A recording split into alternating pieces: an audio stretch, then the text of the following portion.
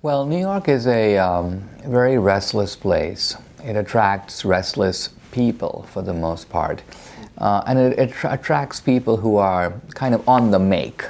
I mean, I'm kind of a newcomer to New York. I've only lived here 7 months. It's kind of funny when you're walking up, Fifth Avenue and like a limo pulls up. Hey, where are you going? Like 20 blocks. Okay, $20. So even that guy on his way home is looking to make another $20. So it's sort of operators, hustlers, ambitious people, rootless people who are on the move. And I think those people are, but the good thing about those people is they're looking for something. They're looking for a kind of wholeness in their life. The question is, can secular culture deliver that? And I think the answer to that is no. It delivers that in small doses, and it delivers the illusion of that wholeness, like right around the bend, 5 blocks up. But once you kind of understand the game a little bit, you're like, well, gee, I'm beginning to think that this is all a kind of a promise, the pursuit of happiness, but like, where's happiness, So Christianity offers something very valuable here, and I think the big challenge for us is to make it a real option. The hardest guy in the world to convince is not some Hindu on the streets of Bombay or even some guy in Africa. It's some guy on the streets of New York or the Champs-Élysées in Paris. Why? Because Western man is a bit jaded against Christianity, kind of been there, done that. So it's really important, and this is one reason why I think presenting the Christian argument in a fresh way causes a lot of people to go, I was kind of expecting, a bombardment of Bible quotes, but wow, that's a little different way to put it. I should give this another look. Because I think Christianity is a great product. There's something really valuable to offer to the secular city, but you have to put it as one. You got to get it on the menu, so to speak.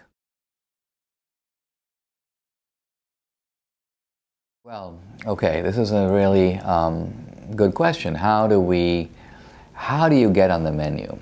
So here, I've been reading James Davison Hunter's book, To Change the World. The book it's a bit of a strange book. It gets stranger as it goes along, but its premise and its first few chapters are absolutely dead on. And what is his point? His point is that Christians have really invested in building institutions from the ground up. You may say bottom up. And he talks about the Promise Keepers, prison ministries, a focus on the family, very decentralized, almost aimed at changing hearts and minds one by one. But then this guy, a prominent Christian sociologist, makes a very startling point. He goes, isn't it possible to have a third great awakening in America that has no impact on America? In other words, isn't it possible that all kinds of people at the ground level have a change of heart, but who cares? The institutions of America are unaffected. Wall Street is unaffected. The banks are unaffected. Politics is unaffected. Hollywood makes the same kind of movies. The same kind of editorials appear in the New York Times. So all the institutions of culture are, you may say, looking down at this interesting change down below, but not transformed by it. So Hunter's point is that if you look at groups that have been really powerful in society, that have really shifted the meter, they have often been top down, not bottom up. As Christians, we shouldn't abandon the elite networks, networks of banking, finance, hedge fund guys, political guys, publishing. I mean, I know the publishing world, it's a small world. Probably 100 key people in that world. So it's really important to be in that world. So that's really gets to the heart of what our mission is at King's. It's kind of almost, you may say, the elitist. Elitist, why? Because we want to get the best and brightest of the Christians. We want to put them, help them be a catalyst to get them into these influential sectors where they can make a difference.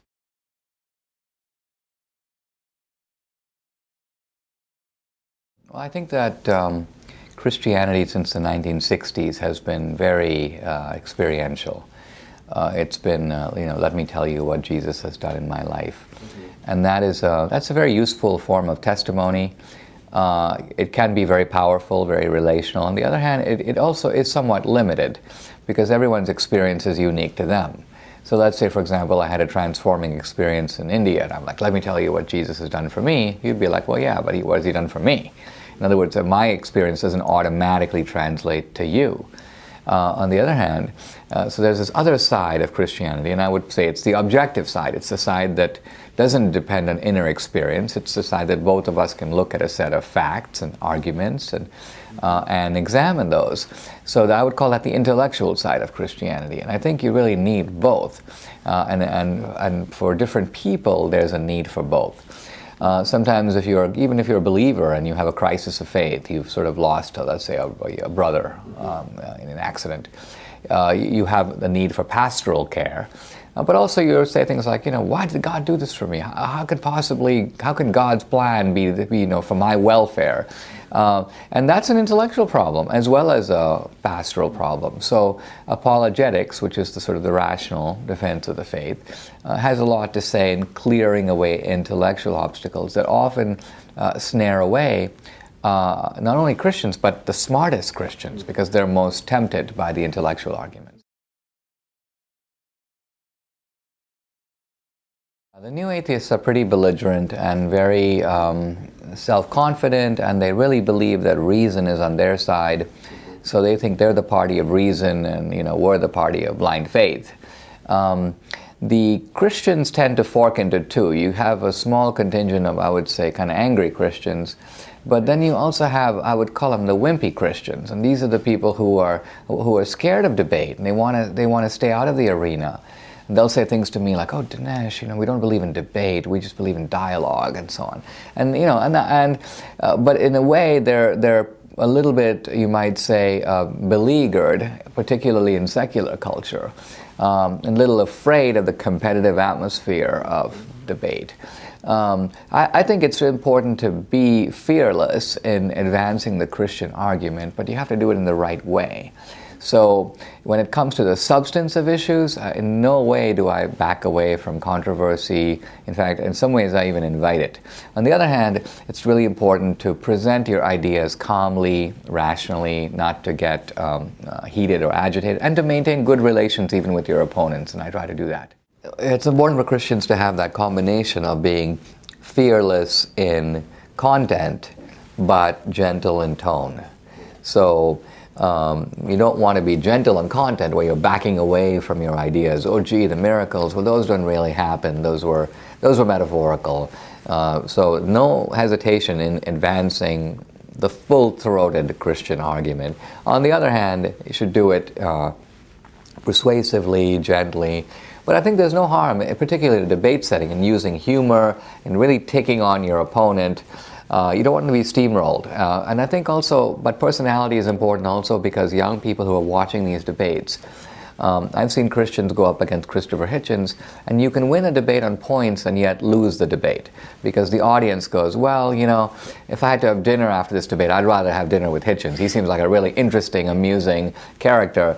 And so ultimately it's a clash of worldviews. Young people are saying, do I want to be like this guy, or do I want to be like that guy? And you've got to keep that in mind. It's not just intellectual fencing.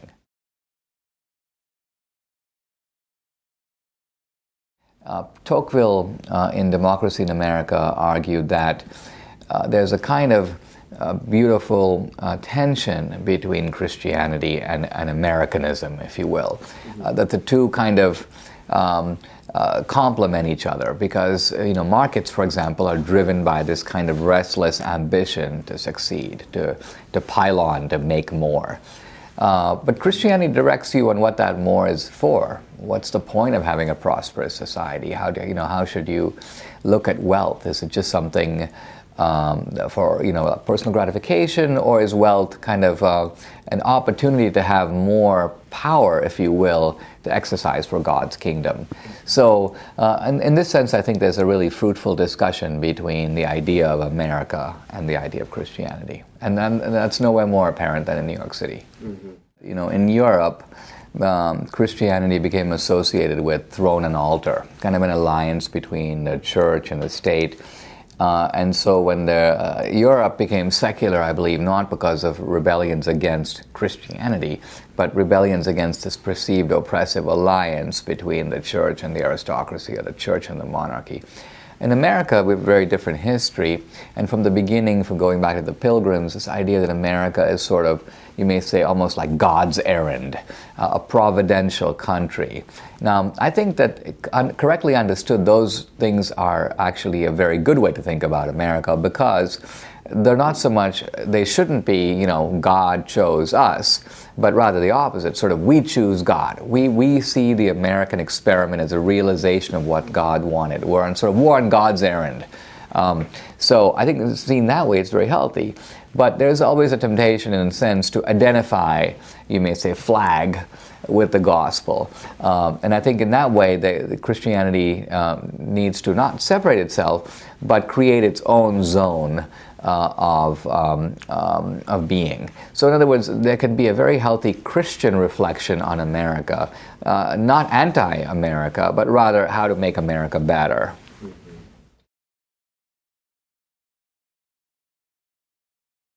The thing about to remember is that Jesus wasn't a Christian.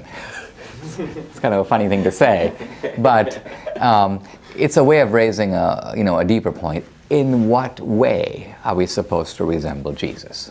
Okay? Now, Jesus wasn't married. Does that mean we shouldn't marry?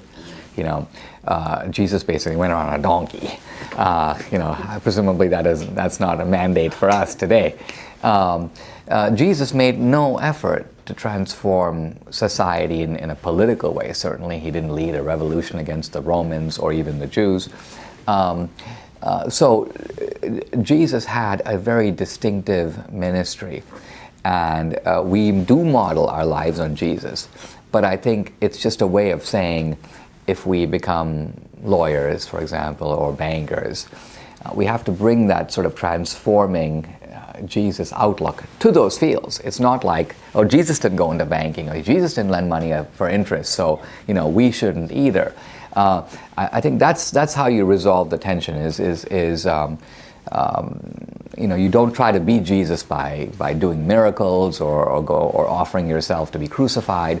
That was Jesus's ministry as the founder of Christianity. Our ministry now is to be Christians in the world and apply the Jesus, you may say, business plan to the world.